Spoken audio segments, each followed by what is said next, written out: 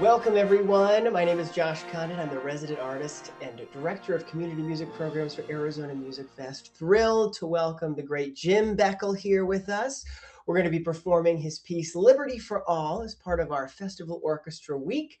It's on the concert American Portraits, where we'll have the great Gordon Hawkins as our narrator. And I'm thrilled to welcome Jim here to talk more about his career, his life, and of course, his wonderful music. So welcome, Jim. Well, thank you so much, Josh, for this interview. Pleased to meet you. Pleased to meet you as well. Thanks for being here. How did you first get into music? Were your family musical, or tell us a little bit about that? Yeah, from an early age, I just was attracted to music. Started piano when I was in the third grade, trombone probably fourth or fifth grade, and even in the sixth grade, I think I was just remembering this. I would practice in the basement. My parents would have to, force me to go to bed. I would practice 2 hours a night. I wasn't always playing correctly back then. I was using too much mouthpiece pressure. So sometimes they even have a bit of a bloody lip. But I mean, obsessive compulsive certainly describes me as well as probably a lot of musicians. But at any rate, so I started with that. I had wonderful mentors along the way. Ed Miller was a fantastic teacher of mine. Irie Holt was a wonderful trombonist and taught me a lot about composition and arranging even in high school. And he's the one that guided me to Indiana University, where I then got to study with Louis Van Haney. And at the end of my third year there was an opening in the Indianapolis Symphony, and I went up and got the job, and the rest is history. So it's just been a wonderful trip. I'm so blessed to have been able to do that because, there are so many great musicians out there. Not everyone gets the opportunities that they truly deserve. And I was one of the lucky ones, of course. And to sit in an orchestra for 49 years and hear the greatest music ever written. And sometimes as a trombonist, you can sit back there with a score and kind of study it as it goes. And you're right immersed in the middle of all this incredible sound.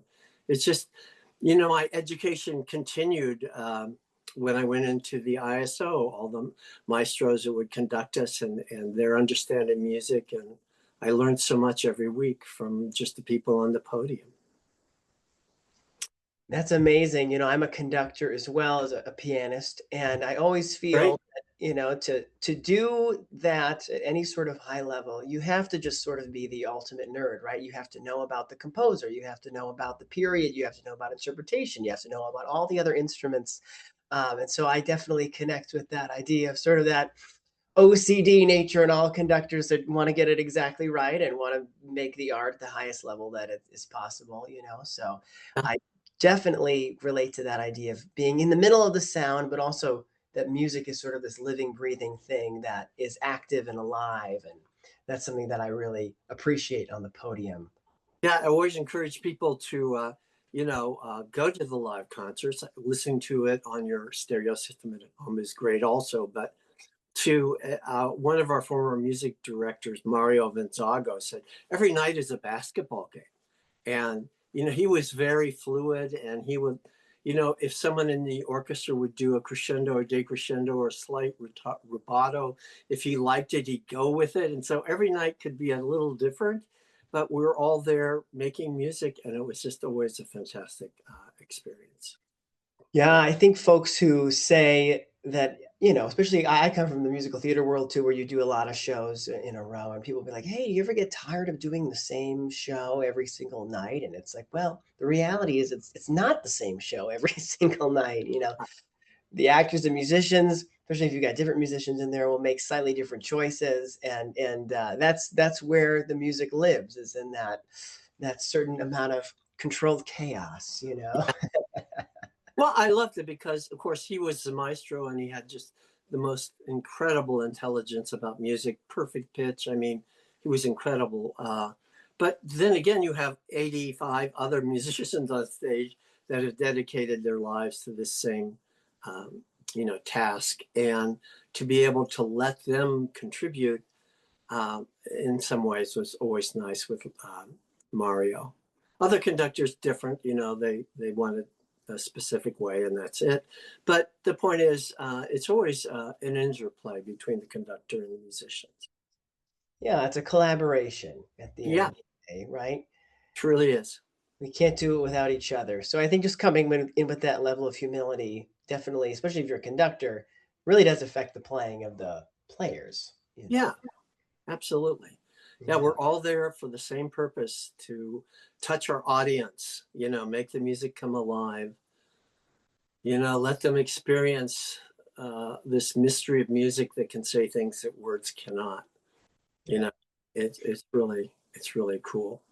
And I always remember once Maxim Shostakovich conducted us, and he came in doing his father's Fifth Symphony, and we had the rehearsals all week, and he never got to the third movement, which is a adagio, very slow.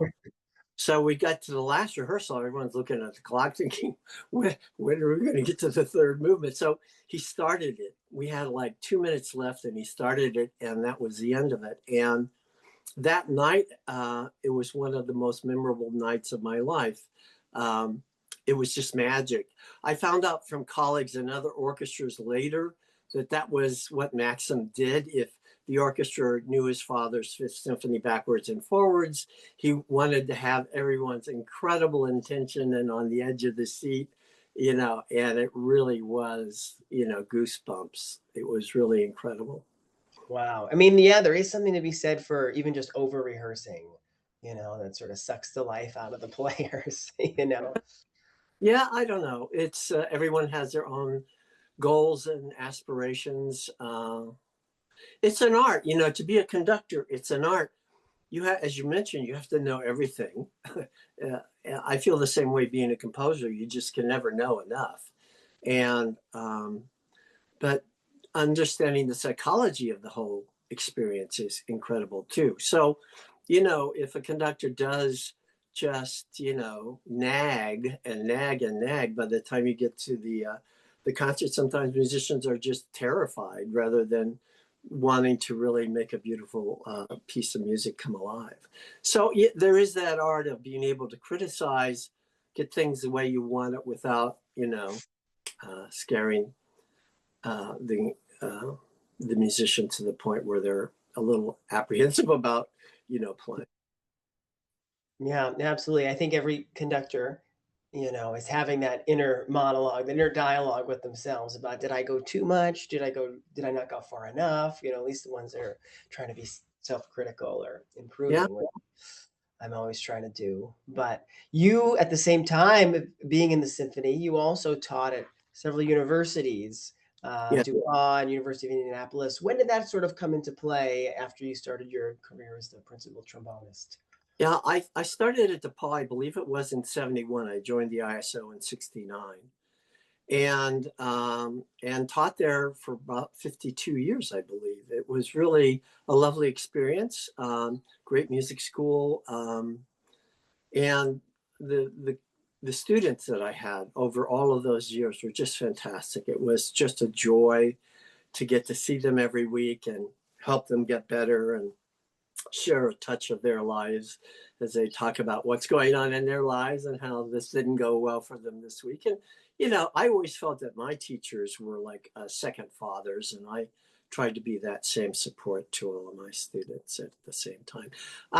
Later, I studied at UIndy, and I don't remember the exact date. Maybe it was in the mid or late '70s, and so that was also a nice school to teach at. I enjoyed that experience as well. Were you teaching applied trombone or composition or both? At DePaul, there were several years where I was teaching composition. The school had decided to let their official composition teacher, they decided when he left, David Ott, to not replace him right away. And so I was asked to do a composition class, which was a lot of fun. I would have each student write a piece after we'd looked at a lot of great composers and figured out, how and why they got the effects they got. I think, you know, I've always used this argument. If we were born on this earth without any parental education or any education of any sort, would we have figured out fire by the time we're, at our end? And so the point is, I think in composition, to look, not to copy per se, but to study the great masters. There's so much to be learned, and is just a great, springboard for you then to explore your own creativity. So, in the class I did teach, I actually asked them in the first movement of Beethoven 5 to tell me how many times ba ba ba ba occurred. So they had to really go through the score and think about it. But as they're doing it, they're also looking at the score and seeing how he orchestrated it and motivically, what he did to vary that theme. And why then is a big question. Why do you never really get tired of that endless repetition of that theme? Because at least I never have. And I've heard that piece, 1,000 times or something with the eye. So, but so, we do those sorts of things and then have them do composition assignments every week and go from there and end up with a recital, and they'd all get their pieces performed. It was a lot of fun. Wow. Were you full-time with the orchestra the whole time? So this was like in addition to as a part-time sort of lecturer position, would that be what it was? Yeah, I was adjunct professor officially of trombone and euphonium, and then was called in for a few years before they hired a full-time composition teacher. I taught composition for 2 or 3 years. And what did that journey into composition look like? Because I know for all musicians, of course, they've got a principal instrument or some background prior to that. What was that decision for you that was, I want to be a composer, or I really want to commit the time in my career and investing in that, and that's something I have to do? What was that for you? Yeah, I think it was inherent in my personality. I know when I'd be practicing piano in the living room and my mom would be doing dishes in the kitchen, of course, many times she'd yell in and say, "Stop screwing around and get back to your lesson." But I'm there at the piano saying, "Oh, this is a cool chord. What is this? And wow, what if I did this rhythm?" And, so even from, in high school, I was just totally interested in this. I even won a jazz band composition, national composition for high school students. I won that at North Texas State. I believe that would have been, my goodness, 1965 or 6. But, and I'd gone to all these jazz camps where we'd have to write a piece in a week. There was one of them that I didn't get any sleep all week, but, it just, all of those things were just incredible experiences. And I guess I had the bug from an early age. Were you taking piano first before trombone? I had started piano, and then later on I was doing trombone and piano lessons. Mhm. Great thanks to my parents who were, paying for all of that. It was really sweet of them. And it was just, they let me go. I think I must say that by the 9th grade, I had decided this is it. This is what I want, and I'm going to go for it. And if I fail, then I'll go back, work in a factory at Whirlpool or something. But I mean, I'm going to put all my eggs in one basket, which is something I never advised my students to do. But, Well, just totally, I would practice all night and get up at 6 in the morning to do my homework, that kind of thing. I mean, again, we're back to obsessive compulsive, I guess. But I just so much enjoyed it. I loved it. It was just, I really had found my spot. And I think I was very lucky. A lot of students that I would meet in college, they hadn't quite figured out what they wanted to do yet with their lives, whereas I had the luxury of deciding that in the 9th grade. And everything then was really focused on that going forward. yeah, that connects to sort of my journey as well, and other musicians that I've talked to, where it's almost like vocational in some ways, that you almost didn't feel like you had a choice. It was just something that you loved and you couldn't imagine not doing. So it wasn't even like in some way that you had a choice. It was just what you felt that you were always sort of destined to do. Yeah, and of all the composers, I was a total Brubeck fan. Hmm. But I must say, Bernstein's West Side Story, I was in a small town, Marion, Ohio, and we didn't have access to a lot of performances, but our wonderful teachers, Mr. Lane and Miller, would take us to the opera that would be in Chicago or whatever the traveling met at the time. So I got to see Count Basie with live in a club, and Dave Brubeck live. So our teachers were great to let us, get to go hear these wonderful artists, and all of that made a difference in my life as well, I must say.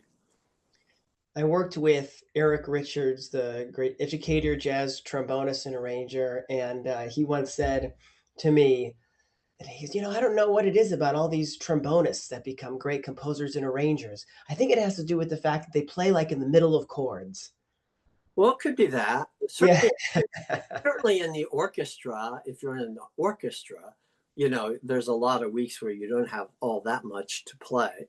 So that's when I could put the trombone down and count 780 measures rest before I come in and, study the score. It was funny.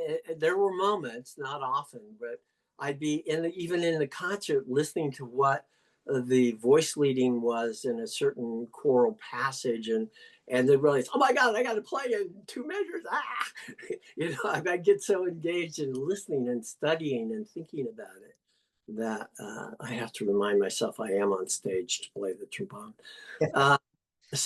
But John Williams was a trombonist, for example. Right. Probably knew that. And I think just a lot of great composers had the trombone study as one of their instruments. I've often thought about it. I'm not sure I have an explanation as to why that is. Sure. Well, I don't know if anyone does. Yeah. But for you, the stuff that you were publishing, really, did that sort of start in the 80s for you, even if you were writing before that? Or how soon after you were performing full-time did you start to really take it seriously? Well, even in high school, again, I got to take some lessons with Phil Rousseau, who was a teacher, I believe, at the Institute of Music up there in Cleveland. But my whole compositional understanding was based in jazz, primarily. I mean, Ivory Halt would show me for, Bach, voice leading and all of that, and we'd work on those things as well. But I really was into the jazz thing. I do remember once my daughter, who's also a musician, came home from CCM and was having to analyze this Bach fugue and saying this is a 5/7 over 1 or over 3 or 4 or something. And I'm looking at it, I'm thinking, this is just a 2/5/1 progression. Why are we getting into the woods, into the weeds with all this nomenclature? It's very obvious what it is. But so even in my theory study, and I'd always translate it back to that I realized, figured bass and all that is a basis for all classical music from way back. But still, I always interpreted it into my world of understanding with the jazz stuff. So that was when I started with the ISO. I had studied with David Baker and had studied a lot of improv with him and some arranging and composition. And I got to play in his band, wonderful musician, wonderful person. And so when I started with the ISO, I started out immediately, like within 2 years, I wrote this suite for trombone. I don't know why the trombone was a soloist. That's curious. But anyway, it was this jazz thing that we would do on school concerts, and kids would eat it up. But then the longer I stayed in the orchestra, the more I realized, I morphed as I listened to the symphonic masters going, well, in jazz, you primarily start with a chord progression, not always, but 90% of the time. You're thinking chord progression, okay, now I put a melody on this. I love the progression. Now, what would be the melody for this? And symphonists are purely writing lines, almost in the contrapuntal nature of Bach, perhaps, but they're really thinking about horizontal than vertical. and their writing that way. And as more I studied the symphonies of great masters, it really turned me away from those jazz thoughts. Well, I still had them, of course, but I thought more in regards to melody and counterpoint and obligato lines, and then what's the consequence harmonically of that. So it's just a wonderful journey in that regard to realize the wisdom that would lie there with those wonderful composers. So then later on, I just would twist everyone's arm and they let me write another piece. And I must say that Mario Gonzaga was really supportive, as was Raymond Lepard. After every piece I wrote, Raymond would let me come over and he would critique the work, and I learned so much from him. I remember the first piece I brought over to him was Night Visions, I think. And actually, he wrote me a letter back in that scenario. After that, we would meet in person. But, the first paragraph said, "Dear Jim, enjoyed this piece very much. I listened to it twice, brought many smiles to my face. Now some observations." He totally shredded the piece, but it was all very educational. I mean, I loved it because that's what I wanted. I wanted his honest opinion. And, one of the things he was saying, he said, you have enough melodies in this 12-minute piece to write 4 symphonies. The art of composition, at least symphonically and probably in general, is to take a few ideas and see where you can take it. It's a seed and it grows. And you start with that and see where it goes from there. Not just, okay, here's a melody. Okay, here's a melody. Okay, here's a melody. And so that was very helpful. And Mario was really helpful, Gonzaga, in the fact that he commissioned me to write 3 or 4 pieces, which was just phenomenal. And also I would get comments from him about it. So lots of fond memories about those exchanges with those great conductors. You bring up a good item that's a good segue into talking about Liberty for All, which is the idea of taking a little bit of musical information and creating a whole large work around it. Because you have, I think it was Copland that said, he's sort of a composer who assembled materials, right? And in this work, you do the same thing. I identified that, you've got a fanfare, right? That sort of starts us out. And then that fanfare where it's a small repeated motif that then blossoms after many iterations. Can you tell us about how the piece came to be and sort of your process of writing it? Yes, there was a Continental Forum, Continental Harmony grant where in 2000, they decided they would commission in every state a new piece. And it was originally to premiere on July 4th. That got changed as composers got the grants and said, well, I can't, get this done by July 4th or whatever. But with that premise, I thought, well, July 4th, it's got to be a patriotic work. I mean, so, and then, that started the journey. Actually, the Carmel Symphony premiered the work. They're the ones that applied for the grant, and they're the ones who first performed it, and always very indebted to them for that. For me, music, I work best when I have a concrete idea and reality that I'm trying to put into music, to say in a musical way. I know one of the pieces that Mario asked me to write was a toccata for orchestra, which is actually one of my most favorite pieces that I wrote. But I got to the toccata and I'm thinking, it's like a toccata, as you well know, is like an improvisation and all of that. So often done before church services back in the day. Funny stories about that. I had a student who went, I diverged, forgive me for a second, student that studied in Italy one summer, and he met this 90-year-old organist from a church in a small village in Italy. And he said, yeah, we would do a improvisational, like toccata kind of thing before the service, primarily to figure out which notes are working and aren't working on the organ this week, because maybe there's a bird's nest in one of the pipes or something. I'll take it as fact, but the point is, the toccata didn't give me any thing to draw from, and yet I think it did turn out to be a very, he said, modestly powerful piece. The horn concerto that I wrote before all of that was based on a Hermann Hesse novel, The Glass Bead Game, and certainly I could point to almost any measure in that piece and say this is page 79 in that novel.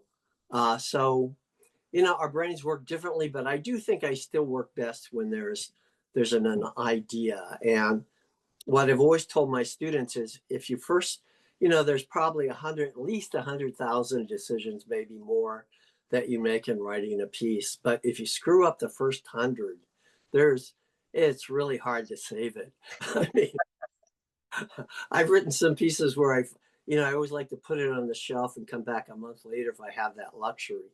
And there was one piece in particular, I looked at it a month later and carried it ceremonially to the garbage can and threw it in the garbage and started over. But there is,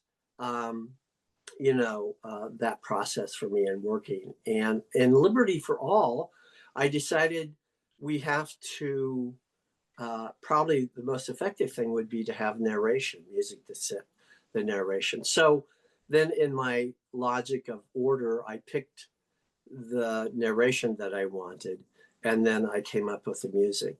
And one of the first opening lines, is "Give me liberty or give me death," Patrick Henry. And it just dawned on me that, wow, when this was all transpiring back in 1775, people were, if they failed, they would be hung. They were really putting their lives on the line for this. So that for me was immediate imagery for me to write the opening, which is very powerful and represents that courage, if you will, that dedication to the concept of freedom for this country. So, that's how that theme came about. It starts, of course, with a timpani, which is the threatening part of what they were engaged in and the risks. But at the same time, da la da la, ya da ya da yam. It's got to be, that represents liberty, of course, and the goal therein. So, that was my process. Actually, is putting music to the words that I had chosen. So, and always you're trying to have contrast, So I knew the middle speech would have to be something more quiet. You can't, I've always said in writing that if you write nothing but crunch chords, there's now no crunch chords. So we have to have the variety of that. So the second speech primarily was based on Lincoln's A Letter to a Lady Who Had Lost Her 5 Sons to the Civil War. And then, of course, we finish with the incredible inaugural speech excerpts of JFK. And I draw from a hymn at the end, an American song at the end to, sell it. So it just all kind of came together in that regard. I don't know if I've totally answered your question, but yeah, when I hear the beginning fanfare, and even when you just sang it, it gets to the heart of what Patrick was saying, because I hear a struggle, but then the end of when the melody that you just sang finishes, you sort of feel that confidence that we're going to make it through the struggle. yeah, So there's optimism there with the rising direction. It's a dream, the hope of freedom. People have often asked, how did you come up with that? And I just have to honestly say, my process is I'll be working on something and will be stilted sometimes. The scariest part of writing a new piece is the first month, when you're trying to come up with something you feel you really believe in to develop. And that's very scary. And oftentimes I'll wake up after sleeping and these things will just be in my head. I can't explain it. But then my process is to go down to the dining room table and scratch it out as best I can in shorthand, because, you know, sometimes I've had these incredible symphonies in my head, but time I get down to the dining room table, I've forgotten most of it. But, you know, to try to shorthand the melody, the direction, the rhythm, the instrumentation, and try to get that on paper before it leaves me. When you had the melody that follows the first speech, you have this like tutti main theme that Mhm. kind of comes in. How does that relate to the fanfare? And what was sort of your idea in terms of musically connecting material? Did you develop specifically the fanfare first, and then that blossomed the rest of the piece, or did you have the main melody and then you created a fanfare, after the fact? Well, being an orchestral player, I wanted this piece to not just feature the narration. I wanted it to feature the orchestra and all the wonderful sounds they can make. So came up with this main theme.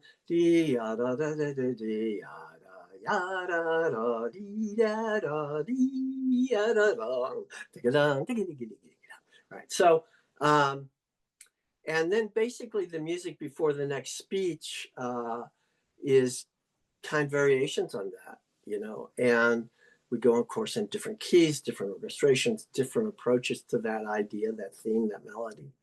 And I really enjoyed that. I know this was to be played with the Boston Pops for their July 4th TV show years and years ago, 20, 30 years ago now. But they needed it to get down to 8 minutes. So, you know, and here I'd put all this stuff that I wanted to show off the orchestra, but so we had to cut that down. As it turned out, we never quite got it to where they wanted it, and they decided then not to play it because I should have zipped my mouth and not said anything. But they wanted an ending that ended in a different key after it had been in another key for like 4 measure ending in a different key, and I was saying, well, gee, you know, if we did this and this and this, we could not have that. You know, we could avoid that issue. And but my point is this: that uh, you have to understand what you're writing for and what the medium, what the need is for that particular moment. I mean, TV, they've got X amount of time. They've got to, you know, have lots of commercials to sell the products that pays for the TV show. I mean, it's all of that. So I'm sure movie composers have been very mournful about stuff that's left in the tape on the floor after they do the final cut of a movie, when they think their best work was, you know, they're now on the floor. Who would you say your, influences were for a piece like this, in terms of maybe the harmonic content, the melodic content? Mm-hmm. Copland and Bernstein. But Mhm. Copland, you know, Copland and Bernstein were friends, and uh, so you hear some transfer there, not totally obvious, but certainly I'd have to say in this case, Copland. Uh, I've always loved his music, and I think it is, you know, they call him the grandfather of American music, and I certainly think that his music speaks to that inner soul of America in a way. It's simple and yet it's profound and resolute. And of course, you know the story about the fanfare for the common man. Cincinnati was having this competition, and they had many composers write music, but after the fanfare that he later, well, correct me, did he put that fanfare in the Third Symphony later? He must have, I think. After the fact, yeah, because 42 was Fanfare of the Common Man, and then 46 was the Okay. Third Symphony. So wise man, he knew it had been a huge hit. So hey, let's put it in a symphony. He was Yeah. he was no dummy. Mhm. So but yeah, Copland would have been probably my greatest influence in a piece like this. I love the the fifths that he uses, the structure of the fifths, and the extended melodies, and of course he does some beautiful things with major sevenths and all of that. So Yeah. Uh, yeah, I've always liked Copland. Yeah, I definitely hear Lincoln Portrait-esque ideas where the orchestra is sort of commenting on the text that was just said, but then sets up the obvious transition into the next speech that is a different character. So it's not just restating the theme, or it's taking us from one place to the next. Yeah, I probably shouldn't say this, but my goal was to write a more powerful piece than Lincoln Portrait, and that's heresy to suggest even that. Yeah, no, playing that work a lot of times, the text I do have a little bit of trouble with, when it's always, this is what Abraham Lincoln said. This is what, that becomes to me a little, I don't know. We could have, we could have had other ways of shaping some of those words that wouldn't have made it seem so obviously repetitive. But it's great work, of course. And I just love everything Copland's ever done. Yeah, well, and you have your own language here too. That's not to say that it's a comparison needs to be obvious, because I think you encapsulate a different kind of energy, like you mentioned, isn't so inspiring in terms of how it ends, how you marry the last sort of coda with "My Country 'Tis of Thee," and then the rhythmic energy. Like that's unique to this piece. I think that helps make it memorable too at the end. Like what a memorable ending to do it that way. Yeah, there was a librarian who was in Fort Worth, who's now in Baltimore, Adams, and uh, he wrote back once when he heard it, and he said, "Well, for outdoors, Copland Lincoln Portrait's a little risky. I mean, it starts so softly." And if you're outdoors, as he said in his text to me, he said, "You're hearing the crickets and all of this. It's Yep. not necessary. It's better inside than outdoors because of the way it opens. It's beautiful the way it opens, but So at any rate, and there's a funny story with Liberty for All. Yeah, sure. I'll say this. I had sent the Boston Pops many one of my things. In fact, I think it was Night Visions, and was hoping someone would look at it and ask to perform it. 10 years go by, and I haven't heard back from them. Finally, one day at the mailbox, I get this package, and it's from the Boston Pops. And I'm going, oh my God, my heart's racing, So I open it up, and there's a letter with a score, and it says, dear Mr. Beckel, thank you for this submission. We just don't know where we would put this in our programming, so we are returning the score to you. Thank you for the submission, but in the future, please don't bother to send us any more material. It was kind of like, Oh no. yeah, it was like, wow, okay. Honest to God, 3 weeks later, I come home from DePaul teaching one night, and Linda said, Linda, my wife, Linda, said, and the Boston Pops just called, they want to do Liberty for All. I wish I'd kept the letter, put the letter and the program in a frame somewhere. And I always tell my students that because, being a composer, it's hard. As you can imagine, you probably write music as well, do you not? I do, yes. Less so these days. Yeah, but as you know, it's a very, very hard sell, and Yeah, yeah. and you got to have tough skin and not give up because there's going to be a lot of rejections. But at any rate, so they had called and they did it. So I said, well, we've got to go to Boston. It was on a week that I had off from the orchestra. I got to go hear this. This is great. I was so excited. And so we step into the hall backstage. Fantastic look out at the hall. And they have, I don't know if they call it the green room or what, off to what would be stage left. There's like a little rehearsal room with piano and all of that. So they had provided me first class, a pianist to read through the thing with a narrator.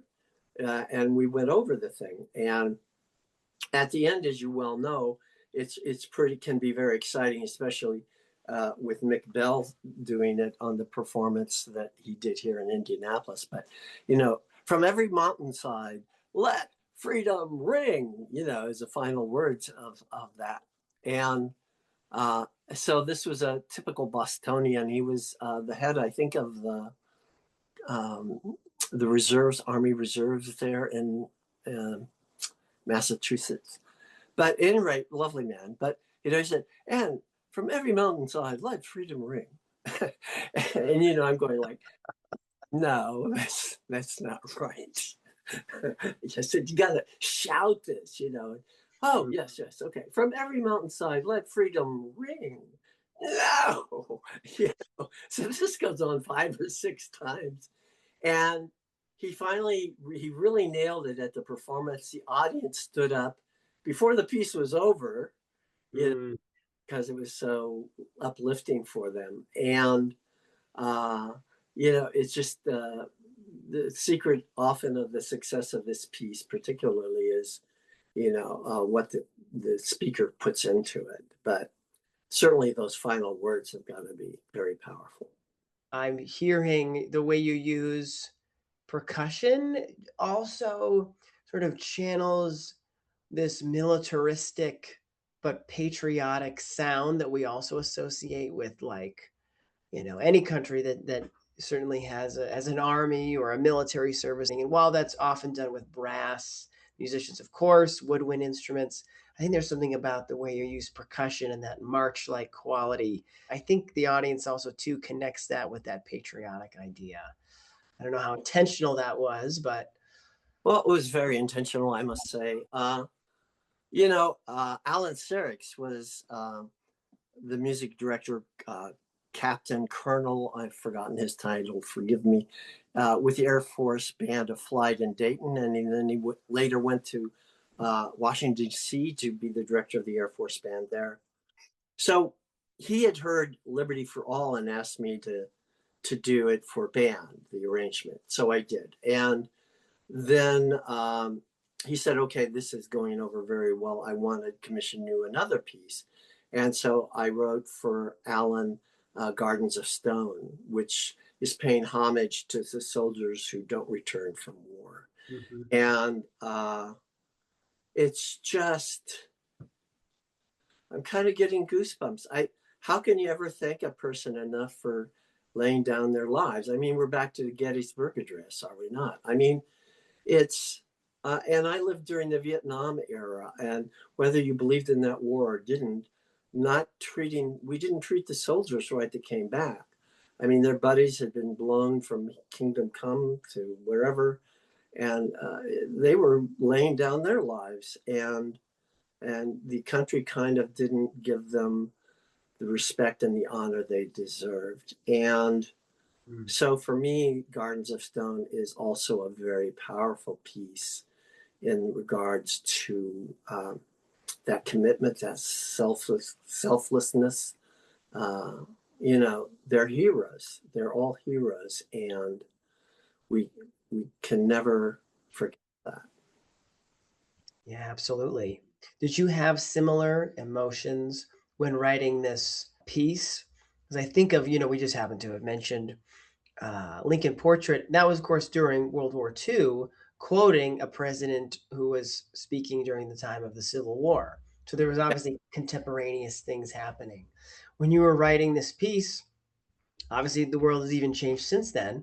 What were sort of the things going through your mind in terms of the message, the temperature of the country, of audiences that you wanted to convey, or what were you feeling? Yeah, it's interesting that you bring that question up. All of the patriotic pieces that I've written that have narration, that's Liberty for All, Gardens of Stone, and I Am the American Flag. I absolutely did not ever want them to be political.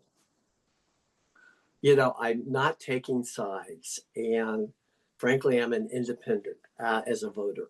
I just didn't want it to go down that alley. I wanted it to be speaking about the basic principles about this incredible country and what all Americans have fought for this right to have freedom in every possible way, religious freedom, all of that. It's such a special place. And I think we all have to feel that we're very blessed to have landed here when we were born rather than some other places. And, that's not to say that America is perfect, but you know, it is probably the best darn place to be, and it's an ongoing challenge for us to make it work. You know, as a democracy, it's technically a republic, but so that's all part of it. And in picking these texts that I chose, I tried to really speak to the basic facts of what, you know, made America America, and what the great philosophical concepts were from all those very intelligent men at Constitutional Hall, Jefferson, all of those guys, Adams. They had really studied, they really did their homework. They saw what, they looked back in history and saw what didn't work. And they tried to create something that did work. It wasn't perfect, but they came doggone close. And sadly, then the Civil War, at great sacrifice to this nation, had to correct one of the things that weren't addressed then, because it couldn't be addressed then because of all of that was going on. You wouldn't have gotten the 13 states to gather together to fight England for their freedom. So, but at any rate, I'm really trying to stay with the main points, the basic concepts of, you know, fairness to everyone, all men created equal. I really fervently believe that. And so it's those kind of things that inspire me in all of these works. Yeah, I definitely hear that, especially when you invoke JFK, because in the oft left out part of the quote where he's talking about, you know, ask not what, you know, your country can do for you, ask what you can do for your country. He then follows that up by addressing the citizens of the world.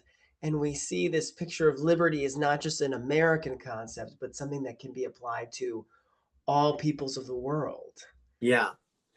And, you know, in my study, I was in the library stacks a long time on all of these pieces, doing a lot of research. And after the 19th century, the eloquence of our language took a big downfall. I mean, listen to all these guys, you know, in 1776 and even in the 1800s. They were all, I mean, this was before YouTube and the internet and all of that, and before telephones. So they had to rely on writing. I mean, they would write their letters to their colleagues to communicate. And I think just that part of it alone created men that and women that could be very eloquent. And then we get into the 20th century, and it was a struggle to find anything that I thought was up to the level of what I'd quoted earlier in the text for Liberty for All. And then, of course, I came to the Kennedy inaugural address, probably written by Sorensen, but it was very powerful. It's very eloquent. And and it is a great challenge. And yet we face the same issues, sadly, today. I'm disappointed in how we treat each other as human beings. So it's sad for me, but it'd be great if we could, you know, respect each other and let people have freedom. Yeah, I'm sure there's a lot of people watching this are nodding right along. When we look at history, though, at the same time, it's amazing how much worse it can get in terms of, like, you know, our country went through a civil war, right? So Yeah. each generation, there's been this challenge to our identity in terms of, like, what does it mean to be American in this year? That question of what does liberty for all actually mean? And what does that mean as an American? Does it mean you can't be these things? Does it mean you must conform this way? When you hear Patrick Henry say that line, give me liberty or give me death, I mean, that was a year before they even did the Declaration of Independence, give your separation from Britain. Correct. So there was this spirit of wanting to be free from the monarchy, but then that self-responsibility that, you know, Washington talks about, that's so important, that, you know, you can have your government if you can keep it. And Benjamin Franklin talking about how this system of government only works when you have people in charge that are moral, and otherwise it can collapse. What do you think about the idea of liberty, and how that relates to today and how music can communicate that? Yeah. I've always believed that music can say things and connote emotions that are impossible to say in language, i.e., English, French, German, whatever. I think there's music touches our soul. It really, really can hit us hard and really speak to truth. And uh, so, in that regard, I think it's a very powerful vehicle to try to create something that encourages us all to continue the ongoing march to try to keep this as a great country and try to be fair to everybody and let all men and women be equal. And it's an ongoing challenge, is it not? I mean, and it's easy for us to hide in our houses and I know we all get so busy now with work and everything, but it's something we should pay attention to going forward.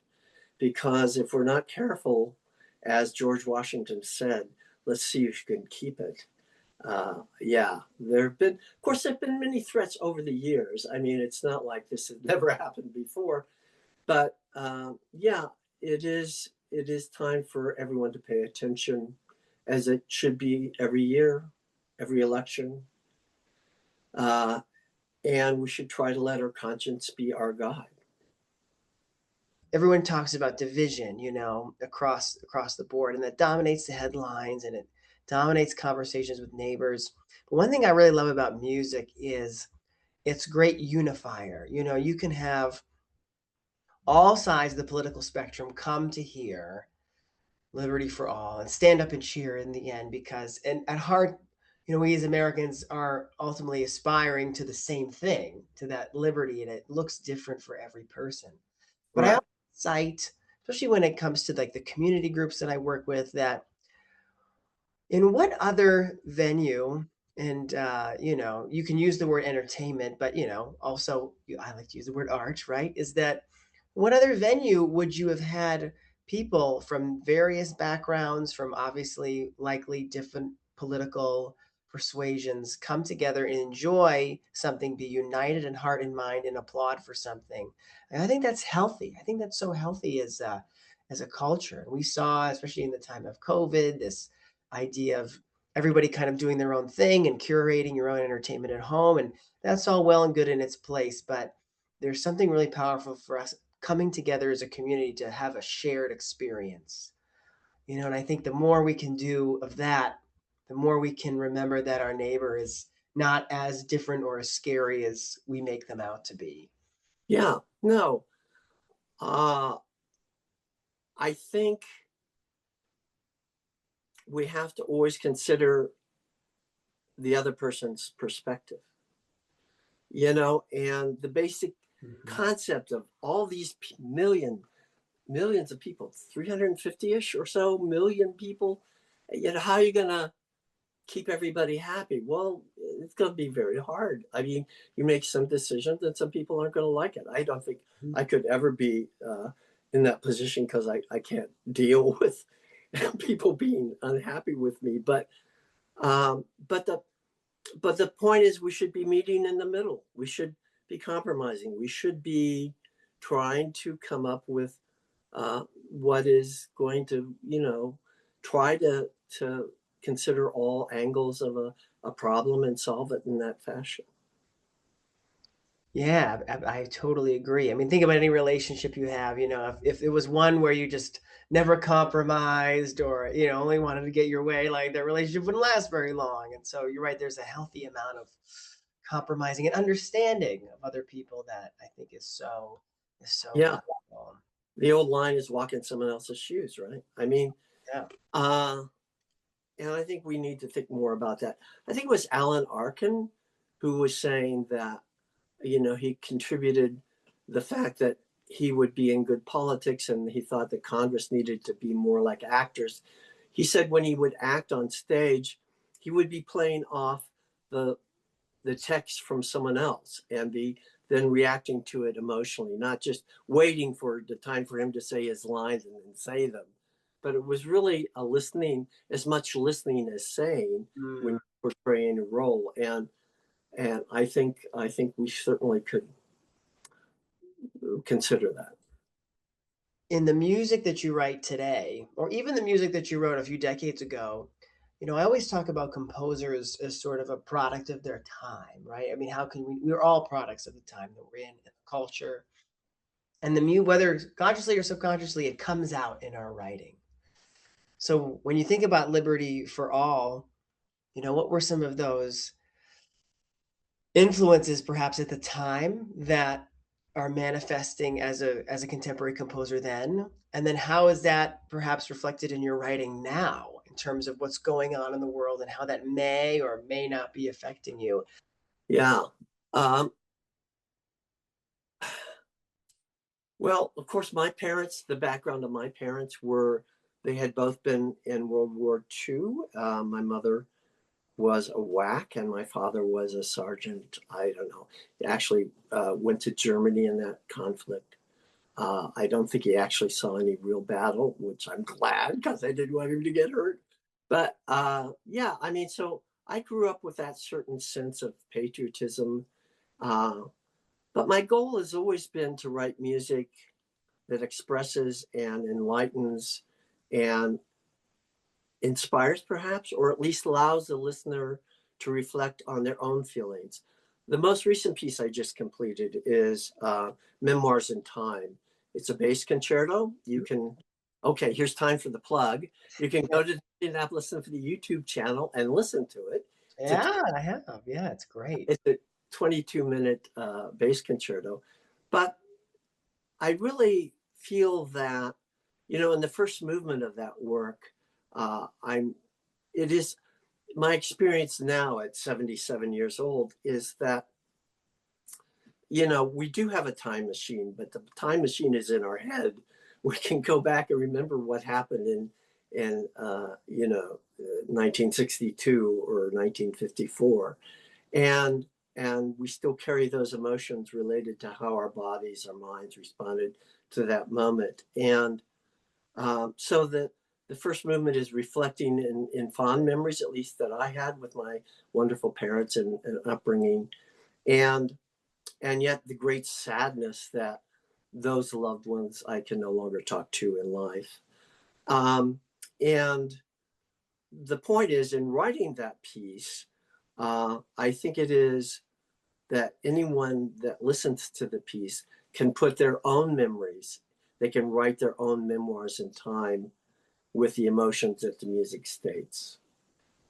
So it's my goal to write beautiful music that people enjoy hearing and that can be meaningful to them. I mean, yeah, I've always thought that it's a two-way street. The orchestra is only half of it. The other half is the audience, and we have to be able to, in a way, communicate with them. And the art of music in that regard, from a conductor's perspective and a musician's performance, is all crucial in this magical thing that is music. Yeah. Along those lines, then, what do you hope audiences take away from a performance of Liberty for All? Hope. Yeah. That, well, thanks that we do have this country and that we live here rather than somewhere in, middle Africa where someone could come by. I mean, another important thing about our country is we have laws. And, yeah, I mean, you can't step outside that because the laws were established to protect all of us.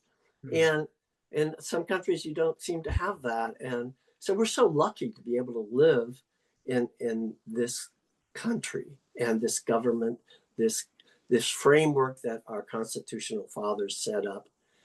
And so, I want them to be inspired. I want them to have hope about the future. And I just want them to be excited at the fact that we live in the United States of America. And as I said, it's an ongoing march to keep making it a better place. Sounds like gratitude to me, that no matter how dark it gets, there's Yeah. a spirit of gratitude. Yeah. I feel very much that way.